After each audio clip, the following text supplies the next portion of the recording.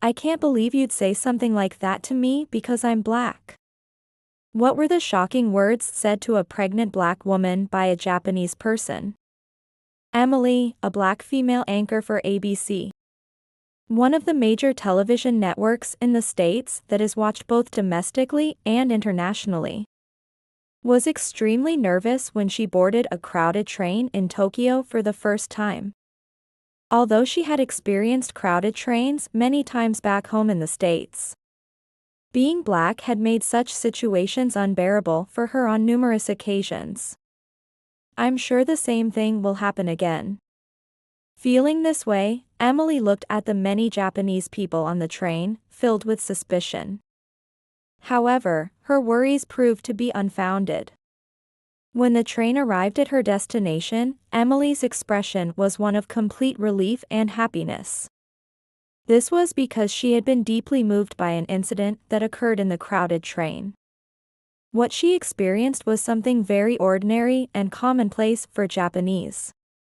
However, for Emily, who had come from the States, it was an extremely shocking event that even changed her perspective. Did she witness something surprising on the train? Or did something special happen on the train? Emily, who has traveled the world for ABC, experienced something for the first time in Japan. Let's take a look at the Japanese behavior that astonished Emily, a black American anchor, and the various overseas reactions to it. Emily studied journalism at a prestigious university in New York and, after graduation, joined ABC, a globally famous TV network. She quickly rose as a promising new anchor, steadily building her career. However, before visiting Japan, Emily had been quite depressed due to the deep-seated racism against black people in her home country, the U.S. Despite being a country where people from diverse cultural backgrounds coexist, the U.S. was not a place where different ethnic groups lived peacefully together. Racism, especially by whites against blacks, has been a persistent social issue. Emily had been subjected to discrimination since birth in her homeland. This didn't change even though Emily's profession was a respectable ABC anchor. And even when she became pregnant. In cafes, she wasn't given a menu, and in elevators, no one else would ride with her. These were everyday occurrences. Moreover, various tragedies, such as violence, unjust arrests, and abuse of power by white police officers against blacks, repeatedly occurred in the States. Emily continued to cover such painful news stories, fulfilling her duties as an anchor. Despite taking pride in her work and pushing through the pain, Emily discovered she was pregnant with her husband's child. Even during pregnancy, Emily aimed to work as usual until her maternity leave. However, as a young and relatively inexperienced anchor, covering many distressing events made her feel downhearted. Her husband, Tom, was a good confidant for Emily. She managed to maintain her mental health by venting her work frustrations to him. But recently, this had become increasingly difficult. Without realizing it, the stress from work had started affecting her health. Worried about Emily, Tom suggested taking early maternity leave and going on a trip to refresh herself. He chose Japan as the destination. Despite usually loving travel, Emily's face did not brighten upon hearing Tom's suggestion. Japan is an island nation, and there are probably many exclusive people. It's a country with mostly Japanese people. So I'm worried I'll face even more discrimination than in the States. Because they aren't used to black people, to say nothing of whites. Having a poor impression of Japan to begin with, Emily suggested changing the destination. But Tom said, smiling, "There's no need for that.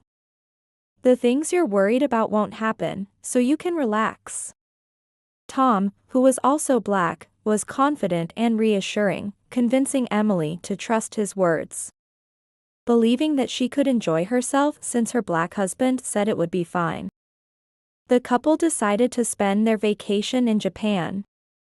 Upon arriving in Japan, Emily was first struck by the cleanliness of the city. Despite being a metropolis, there wasn't a speck of litter, and everything was orderly. She also noticed people forming neat lines without being directed by anyone. "I can't believe everyone is forming such a beautiful line without a single complaint." Emily had heard about the serious nature of Japanese people, but seeing it firsthand moved her deeply. Watching the orderly line, the two headed to a historic, prestigious Japanese restaurant where they had reserved lunch.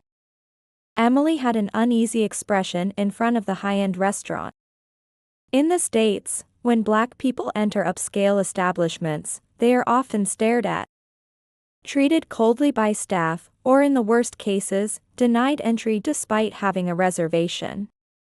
What if they kick us out again? With this in mind, Emily nervously followed Tom into the restaurant. However, none of her worries came true. Staff in beautiful kimonos, which are traditional Japanese dresses, greeted them with smiles. "Hello. We've been expecting you." The staff remained kind and courteous throughout, without changing their attitude towards Emily and Tom, even though they were Black. This is the first time something like this has happened. In Japan, it's unthinkable for the staff to change their attitude based on the customer. But for Emily, it was a refreshing and delightful experience. While being guided to their seats, they passed other Japanese customers. But no one looked at Emily with disdain. On the contrary, when their eyes met, they politely bowed their heads in the Japanese manner. The servers who brought their food were also very polite, treating Emily no differently because she was Black. The service was so pleasant that Emily, used to American customs, tried to give them a tip. But they refused to accept it. In the States, the staff improve their service attitude and act kindly for tips. But that's only for money, not out of genuine dedication. Emily was amazed by the Japanese, who provided such high-quality service without accepting tips. After enjoying delicious and beautifully presented Japanese cuisine, Emily and Tom left the restaurant completely satisfied. They then decided to take a train to their next destination, Tokyo Skytree. Since it was a holiday, the station was very crowded. Despite the congestion, the Japanese moved smoothly without bumping into each other, surprising Emily once again. It feels like everyone is considering others when deciding their actions. The train to their destination arrived at the platform, and they boarded. Every car was crowded, and though they managed to get on, there was barely enough space for Emily and Tom to stand. More and more Japanese people continued to board, packing the train to the brim. Tom was swept away by the crowd, leaving some distance between Emily and him. Feeling isolated among the Japanese, a sense of foreboding and anxiety began to creep over Emily. So many people boarded that the doors couldn't close, and the train couldn't depart. Although Emily didn't understand Japanese, she could sense that the station attendant was shouting for someone to get off. "I'm sure the Japanese people will kick me out." Emily muttered this in her heart. It was no wonder she thought this way. In the States, in such situations, white people silently pressure Black people to leave. Even if it's a pregnant woman, such overbearing attitudes from white people are common in the States. Emily had faced many sad experiences like this. However, Emily's worries were unfounded. A few Japanese people standing near the door said, "It didn't work. Let's take the next train," and got off as if it was the natural thing to do. Some even bowed and said, "Sorry." The Japanese inside the train, of course, noticed Emily, who was Black. Still, no one stared or looked at her intimidatingly. In Japan, it's normal for the last ones to board to get off when the train is full. But for Emily, who lived in the States, it was a surprising sight. The door finally closed, and the train started moving. Holding her large belly, Emily tried desperately to grab a hand strap in the shaking train. At that moment, a Japanese woman spoke to Emily. "She's going to tell me not to touch the strap." Thinking this, Emily quickly withdrew her hand with a frightened expression. However, the Japanese woman smiled warmly at Emily and said, "You're pregnant, right? Please, take my seat." The woman, who was sitting right in front of Emily, stood up and gently guided the confused Emily to her seat. Emily was very agitated, not understanding what had just happened. In the States, even after her belly became noticeable, she was rarely offered a seat or given priority. Seeing Emily's confusion, the Japanese woman spoke in fluent English. "It must be hard to stand with such a big belly. The train shakes a lot, so it's dangerous. Please, don't hesitate to sit down." Emily felt tears welling up. "I can't believe a stranger, especially a black foreigner like me, is being cared for. What a kind woman."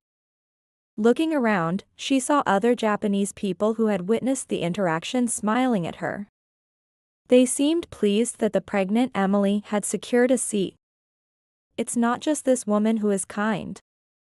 Astonished, Emily was speechless for a while but finally calmed down and said, "Thank you very much," in broken Japanese. The woman smiled happily, nodded, and got off at the next station.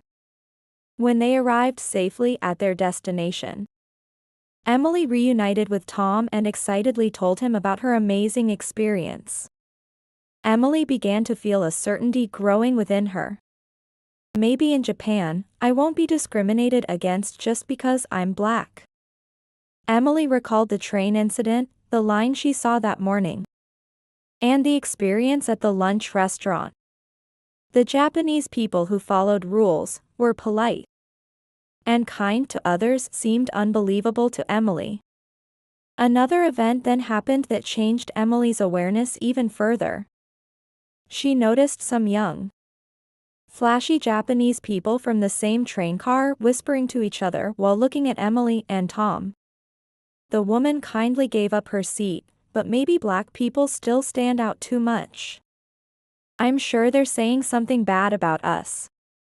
Feeling sad, Emily thought this way, but Tom, who had visited Japan several times for work and could understand casual Japanese conversation, quietly told her, "They're saying your fashion is cool and sexy. They admire your eyes and think they're beautiful." Hearing this, Emily turned around in surprise. "I heard that many Japanese people are shy and introverted, and it seems true." When our eyes met, they looked embarrassed but smiled at me. It made me happy.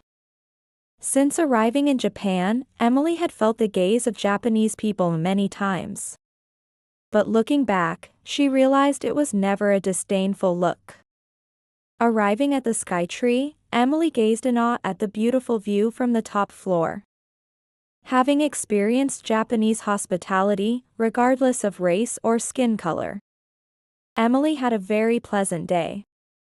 Emily was genuinely happy to have come to Japan. "Tom, I'm really grateful that you brought me to Japan." Having visited Japan many times for work, Tom knew that Japanese people would not discriminate against black people. There are fewer foreigners in Japan, so they might not specifically discriminate against black people. Moreover, they are kind-hearted people who try to understand the feelings of minorities. I've also found new things to admire about them during this trip. Emily was losing confidence, thinking she was of no value and deserved discrimination.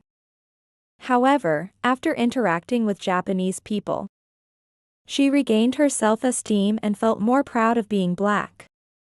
Emily liked Japan so much that she didn't want to return to the States. But she decided to go back to her country with the motivation and passion she regained in Japan. And after giving birth, she planned to work even more diligently.